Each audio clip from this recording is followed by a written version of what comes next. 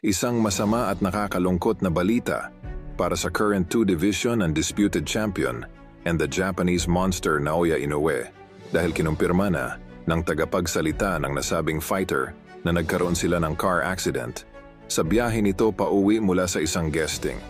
Ganun pa man ay tikom pa rin hanggang ngayon ang mga bibig ng kampo ni Inoue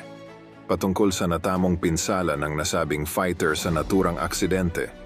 At sa kaugnay pa rin na balita ay nagluluksa ngayon ang mga Japanese boxing fans sa napipintong pagdayo ng kanilang iniidolong si Naoya Inoue sa Saudi Arabia sa susunod na taon. Dahil nababalita na sa oras na maging successful ang laban nitong si Inoue sa Saudi Arabia sa ilalim ng bilyonaryong si Turki Al-Sheikh,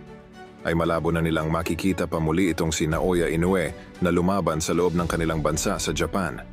Dahil itong si Al-Sheikh na mismo ang nagsabi na titriplihin nito ang laki ng guaranteed purse ng The Japanese Monster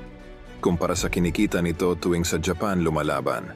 Sa madaling salita, kung nasa 7 milyong dolyar ang regular na guaranteed purse per fight nitong si Inoue tuwing ito ay lumalaban sa baluarte nito sa Japan, ay gagawin itong 21 milyong dolyar per laban ng bilyonaryong si Al-Sheikh tuwing ito naman ay dadayo ng Saudi Arabia upang lumaban. Para po sa kaalaman ng lahat, ay obsessed ang mga Japanese boxing fans dito kay Naoya Inoue. Kaya ganun na lamang ang frustration ng mga kababayan ni Inoue na hindi na nila mapapanood pa ng live ang kanilang iniidolo sa oras na ito,